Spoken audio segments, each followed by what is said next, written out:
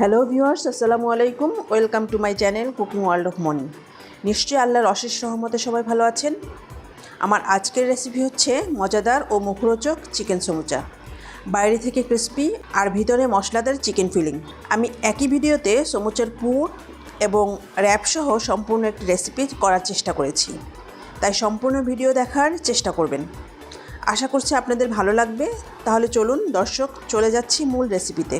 প্রথমেই সমুচার র্যাপ তৈরি করার জন্য একটি মিক্সিং বোলে নিয়ে নিচ্ছি 2 কাপ ময়দা।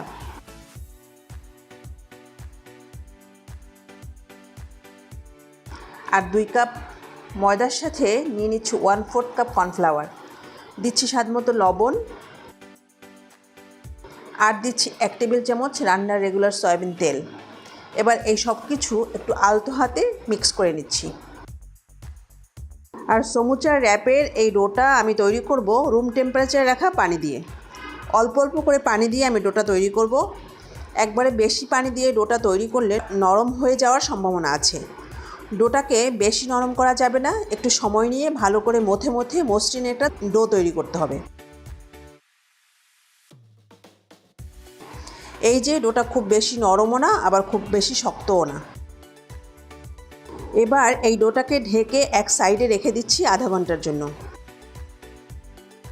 পুরের জন্য আমি চিকেন কিমা নিয়েছি 2 কাপ। কিমাটা আমি বাসায় করেছি। হাড় থেকে মাংস ছাড়িয়ে ছোট ছোট টুকরো করে ব্লেন্ডারে ব্লেন্ড করে কিমাটা রেডি করে নিয়েছি।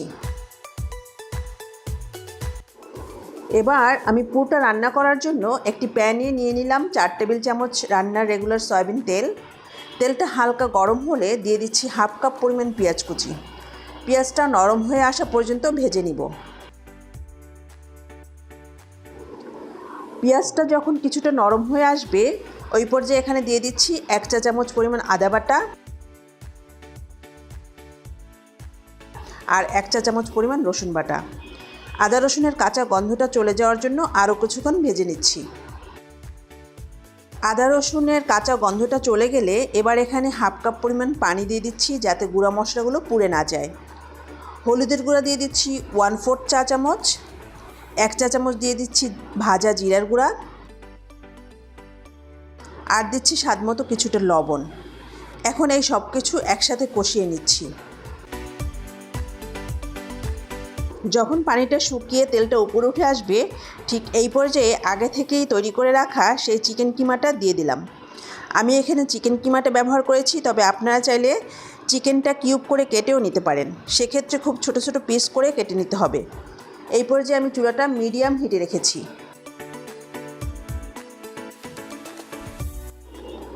চিকেনটা মশলার সাথে ভালোভাবে মিশিয়ে নেওয়ার পর যখন চিকেনটা আলাদা আলাদা হয়ে ছেড়ে আসবে, তখন চুলাটা লো করে ঢাকনা দিয়ে 10 মিনিট রান্না করব, জাস্ট চিকেনের কাঁচা গন্ধটা যাওয়ার জন্য। 10 মিনিট পর দেখা যাচ্ছে কিছুটা পানি ছেড়ে আসছে। এখন চুলার আঁচটা বাড়িয়ে দিয়ে মিনিট খানেকের মতো একটু নেড়েচেড়ে ভেজে নিব। পানিটা শুকিয়ে এলে দিয়ে দিচ্ছি কালো গোলমরিচের গুঁড়া 1 চা চামচ, চাট মশলা 1 চা চামচ, কাঁচামরিচ কুচি 3-4টি।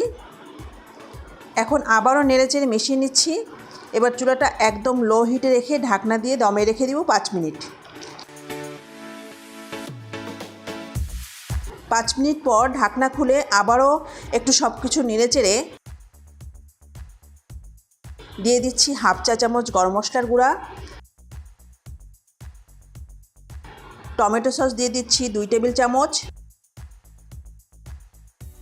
ধনিয়া পাতা কুচি দিচ্ছি 3 টেবিল চামচ আর দিচ্ছি মেজারমেন্ট কাপের 1 কাপ পেঁয়াজ কুচি।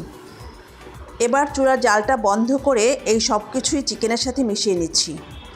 পেঁয়াজ দেওয়ার পর আর রান্না করব না, জাস্ট মিশিয়ে নিয়ে চুলা থেকে নামিয়ে নেব।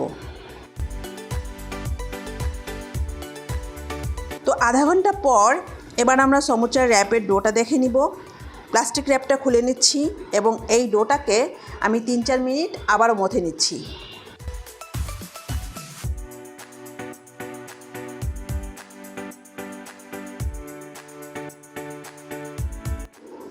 তিন চার মিনিট মথে নেওয়ার পর আমি এবার ডোটাকে একটা রুটি বেলার পিঠে নিয়ে লম্বা একটা শেপ দিয়ে সমান 8টি ভাগে ভাগ করে নেব। এই যে আমি সমান 8টি ভাগে ভাগ করে নিয়েছি, আপনারা চাইলে এখানে 9টা বা 10টা ভাগও করে নিতে পারেন। এখন আমি রুটি বেলে নেব। প্রথমে ছোট ছোট রুটি বেলে নেব, তারপর বড় সাইজের রুটি বেলবো। সামান্য শুকনো ময়দা নিয়ে নিলাম। রেগুলার রুটি যেভাবে তৈরি করা হয় সেভাবেই একটু গোল করে সবগুলো রুটি আমি একই সাইজে তৈরি করে নেব।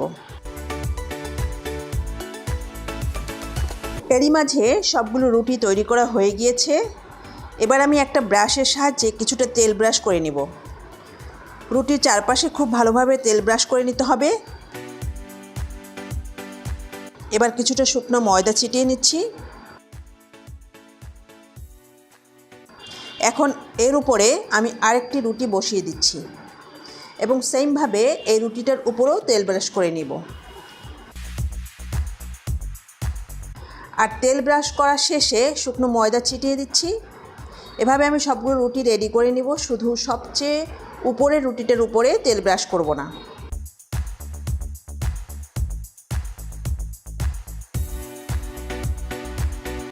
এভাবে আমি 4টি রুটি সাজিয়ে নিলাম। এবার আমি এই সবগুলো রুটি বেলে নিব, কিন্তু বেশি প্রেসার দিয়ে বেলা যাবে না। হালকা হাতে উল্টে পাল্টে সামান্য শুকনো ময়দা ছিটিয়ে দিয়ে বেলে নিতে হবে। এক সাইড খুব বেশি সময় বেলা যাবে না, তাতে করে সমানভাবে স্প্রেড হবে না।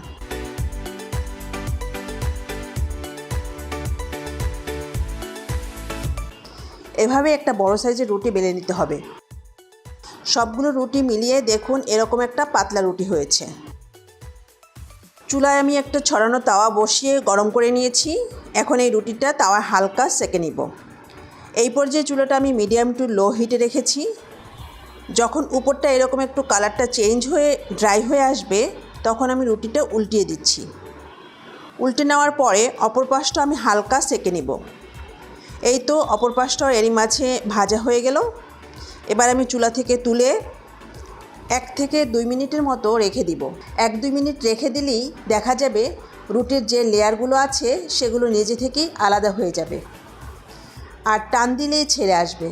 তবে অবশ্যই একটু সাবধানে আস্তে আস্তে এই কাজটা করতে হবে যাতে রুটিটা ছিঁড়ে না যায়।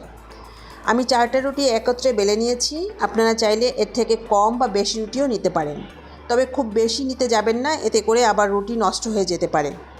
তো দেখতেই পাচ্ছেন রুটিগুলো কতটা পাতলা হয়েছে, নিচ থেকে আমার হাতটা স্পষ্ট বোঝা যাচ্ছে।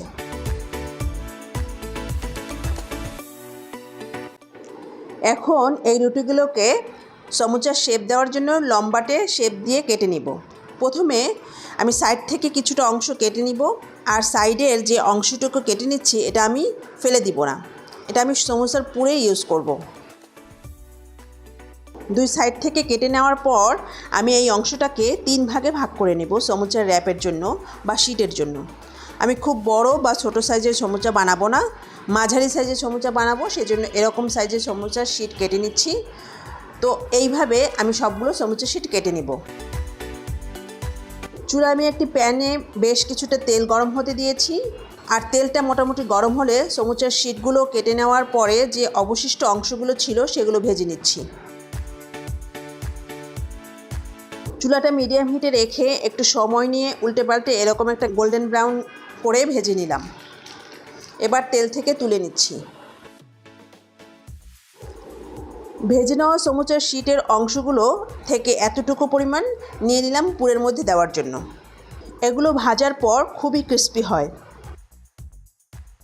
রেস্টুরেন্টগুলোতে কিন্তু সমুচার পুরের সাথে এই জিনিসটা ইউজ করা হয়, আর পুরের সাথে এটা মিক্স করে নিলে এর টেস্টটা অন্যরকম বদলে যায়।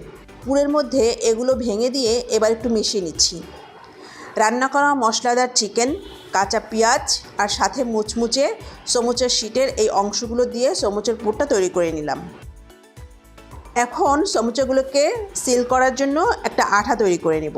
সেজন্য আমি এখানে 2 টেবিল চামচ পরিমাণ ময়দা নিয়ে নিচ্ছি, আর নর্মাল তাপমাত্রার পানি দিয়ে আঠালো একটা ব্যাটার তৈরি করে নিব।